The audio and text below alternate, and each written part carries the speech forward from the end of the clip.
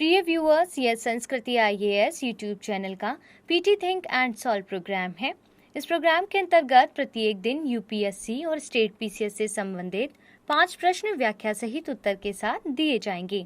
हमें आशा है कि यह प्रोग्राम आपकी तैयारी में मददगार साबित होगा। तो चलिए शुरू करते हैं आज के अपने प्रश्नों को। अंतर्राष्ट्रीय सहयोग एवं सम्मेलन केंद्र रुद्राक्ष की स्थापना की गई है।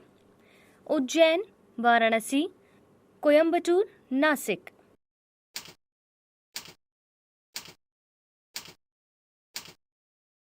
सही उत्तर है ऑप्शन बी यानी कि वाराणसी। इसको व्याख्या से देख लेते हैं। प्रधानमंत्री ने वाराणसी में अंतर्राष्ट्रीय सहयोग एवं सम्मेलन केंद्र रुद्राक्ष का उद्घाटन किया है। इसका निर्माण जापान की सहायता से किया गया है। इस परियोजना का उद्देश्य लोगों को अंतर्राष्ट्रीय सम्मेलन केंद्र में सामाजिक एवं सांस्कृतिक वार्ता के अवसर प्रदान करना है। यह अंतर्राष्ट्रीय सम्मेलनों, प्रदर्शनियों, संगीत समारोहों तथा अन्य कार्यक्रमों के आयोजन के लिए आदर्श है तथा इसकी गैलरी को वाराणसी की कला, संस्कृति एवं संगीत को दर्शाते भित्ति चित्रों को सुसज्जित किया गया है। इस सम्मेलन केंद्र में 108 रुद्राक्ष स्थापित किए गए हैं तथा इसकी छत शिवलिंग के आकार की है और इस प्रकार विकल्प बी इसका सही उत्तर होगा। बढ़ते हैं आज के अपने दूसरे प्रश्न की ओर। इंचियोन घोषणा के संदर्भ में निम्नलिखित कथनों पर विचार कीजिए। इस घोषणा के अनुसार हस्ताक्षरकर्ता राष्ट्रों द्वारा एसडीजी लक्ष्य 4 प्राप्त करने के लिए अपने सकल घरेलू उत्पाद यानी जीडीपी का न्यूनतम 4 से 6% शिक्षा पर व्यय किया जाएगा। इसका उद्देश्य समावेशी एवं समान गुणवत्ता वाली शिक्षा सुनिश्चित करना तथा सभी के लिए आजीवन सीखने के अवसरों को बढ़ावा देना है। भारत इस घोषणा के हस्ताक्षरकर्ता देशों में शामिल है। उपरोक्त में से कौन से कथन सही है? केवल 1 और 2, केवल 2, केवल 1 और 3, उपरोक्त सभी।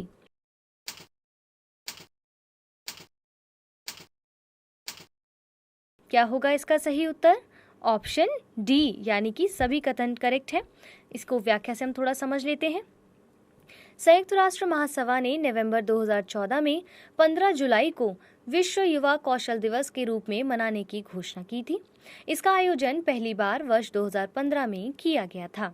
यह दिवस तकनीकी तथा व्यावसायिक शिक्षा एवं प्रशिक्षण संस्थानों के लिए युवाओं में रोजगार हेतु कौशल क्षमता के महत्व को स्वीकार करने का एक अवसर प्रदान करता है। विश्व युवा कौशल दिवस 2021 की थीम महामारी के बाद युवा कौशल को फिर से परिभाषित करना है। शिक्षा एवं प्रशिक्षण सतत विकास लक्ष्य 2030 एजेंडा की उपलब्धि के लिए केंद्र बिंदु है। इंचियोन घोषणा के अनुसार सतत विकास लक्ष्य 4 का उद्देश्य समावेशी एवं समान गुणवत्ता वाली शिक्षा सुनिश्चित करना तथा सभी के लिए आजीवन सीखने के अवसरों को बढ़ावा देना है। इस घोषणा के हस्ताक्षरकर्ता राष्ट्रों द्वारा एसडीजी लक्ष्य 4 प्राप्त करने के लिए अपने सकल घरेलू उत्पाद का न्यूनतम 4 से 6% शिक्षा पर व्यय किया जाएगा। विदित है कि भारत इंचियोन घोषणा का हस्ताक्षरकर्ता देश है। इस प्रकार उपरोक्त सभी कथन सही है और विकल्प डी इसका सही उत्तर होगा। आज के अपने तीसरे प्रश्न की ओर बढ़ लेते हैं। कृत्रिम बुद्धिमत्ता संचालित शिकायत प्रबंधन एप्लीकेशन के संदर्भ में निम्नलिखित कथनों पर विचार कीजिए। इसे रक्षा मंत्रालय द्वारा आईआईटी दिल्ली की मदद से विकसित किया गया है। इस पहल के तहत विकसित एआई टूल स्वचालित रूप से शिकायतों के दोहराव या स्पैम की पहचान कर सकता है। उपरोक्त में से कौन से कथन सही नहीं है? केवल 1, केवल 2, 1 और 2 दोनों, ना तो 1 ना ही 2।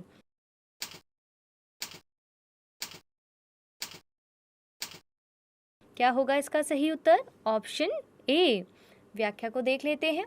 रक्षा मंत्री ने हाल ही में नई दिल्ली में कृत्रिम बुद्धिमत्ता संचालित शिकायत प्रबंधन एप्लीकेशन का शुभारंभ किया है।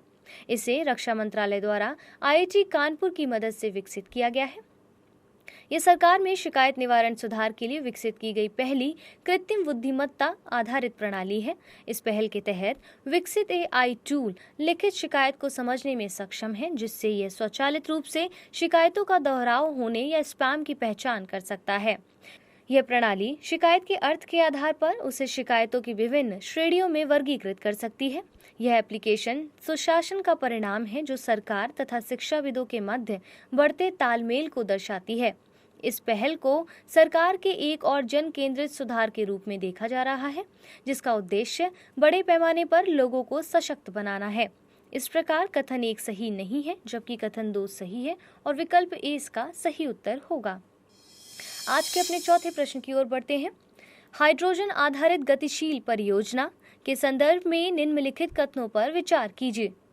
इसे राष्ट्रीय ताप विद्युत निगम नवीकरणीय ऊर्जा लिमिटेड द्वारा लद्दाख में स्थापित किया जाएगा तथा शून्य उत्सर्जन के साथ हरित हाइड्रोजन आधारित गतिशील परियोजना लागू करने वाला लेह भारत का पहला शहर होगा। उपयुक्त में से कौन से कथन सही है? केवल 1, केवल 2, 1 और 2 दोनों, ना तो 1 ना ही 2।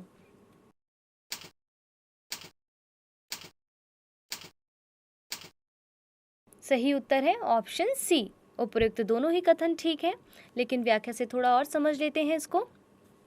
राष्ट्रीय ताप विद्युत निगम नवीकरणीय ऊर्जा लिमिटेड ने भारत की पहली हाइड्रोजन आधारित गतिशील परियोजना स्थापित करने के लिए केंद्र शासित प्रदेश लद्दाख एवं लद्दाख स्वायत्त पहाड़ी विकास परिषद के साथ एक समझौता ज्ञापन पर हस्ताक्षर किए हैं। शून्य उत्सर्जन के साथ हरित हाइड्रोजन आधारित गतिशील परियोजना लागू करने वाला लेह भारत का पहला शहर होगा। हरित हाइड्रोजन के उपयोग से ऊर्जा भंडारण हेतु खनिज तत्वों तथा दुर्लभ पृथ्वी तत्व आधारित बैटरी पर निर्भरता में कमी आएगी। साथ ही यह ग्रिड द्वारा संग्रहण या उपयोग में नहीं लाई गई अक्षय ऊर्जा का हाइड्रोजन उत्पादन में उपयोग करने में मदद करेगा। इस प्रकार कथन 1 और 2 दोनों सही है और विकल्प सी इसका सही उत्तर होगा। बढ़ते हैं आज के अपने अंतिम प्रश्न की ओर। कुमारस्वामी कामराज के संदर्भ में निम्नलिखित कथनों पर विचार कीजिए। वे भारतीय राष्ट्रीय कांग्रेस के संस्थापक सदस्य व अध्यक्ष थे। उन्होंने मद्रास राज्य के मुख्यमंत्री के रूप में कार्य किया है। उन्हें वर्ष 1976 में मरणोपरांत भारत रत्न से सम्मानित किया गया था। उन्होंने कांग्रेस के वरिष्ठ नेताओं को संगठनात्मक कार्य करने के लिए मंत्री पद छोड़ने का सुझाव दिया है। उपयुक्त में से कौन से कथन सही है? केवल 1, 3 और 4, केवल 2 और 4, केवल 1 और 3, डी उपयुक्त सभी।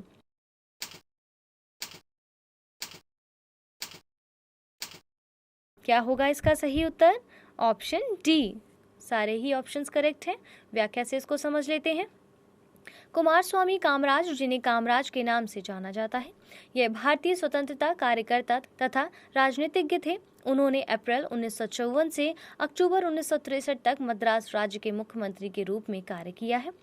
वे भारतीय राष्ट्रीय कांग्रेस के संस्थापक सदस्य व अध्यक्ष थे, जिन्होंने 1960 के दशक के दौरान भारतीय राजनीति में किंग मेकर के रूप में स्वीकार किया गया था। उन्होंने 1964 से 1967 के मध्य 2 कार्यकाल अर्थात 4 वर्ष तक भारतीय राष्ट्रीय कांग्रेस के अध्यक्ष के रूप में भी कार्य किया है। नेहरू की मृत्यु के बाद लाल बहादुर शास्त्री को तथा शास्त्री की मृत्यु के बाद इंदिरा गांधी को भारत के प्रधानमंत्री के पद पर आसीन कराने में उनका मुख्य योगदान था। जवाहरलाल नेहरू की मृत्यु के बाद कांग्रेस के अध्यक्ष के रूप में उन्होंने संगठन को बनाए रखने तथा संचालित करने में महत्वपूर्ण भूमिका निभाई। वह वर्ष 1952 से 54 तथा वर्ष 1969 से 75 के दौरान लोकसभा के सदस्य थे। उन्होंने वर्ष 1976 में मरणोपरांत भारत रत्न से सम्मानित किया गया। वर्ष 1963 में उन्होंने सुझाव दिया कि संगठनात्मक कार्य करने के लिए कांग्रेस के वरिष्ठ नेताओं को मंत्री पद छोड़ देना चाहिए। इस सुझाव को कामराज योजना के रूप में जाना जाने लगा। इसे मुख्य रूप से कांग्रेसियों के मन से सत्ता के लालच को दूर करने तथा इसके स्थान पर संगठन के उद्देश्यों नीतियों के लिए समर्पित लगाव के अनुरूप तैयार किया गया था। इस प्रकार सभी कथन ठीक है और विकल्प डी इसका सही उत्तर होगा।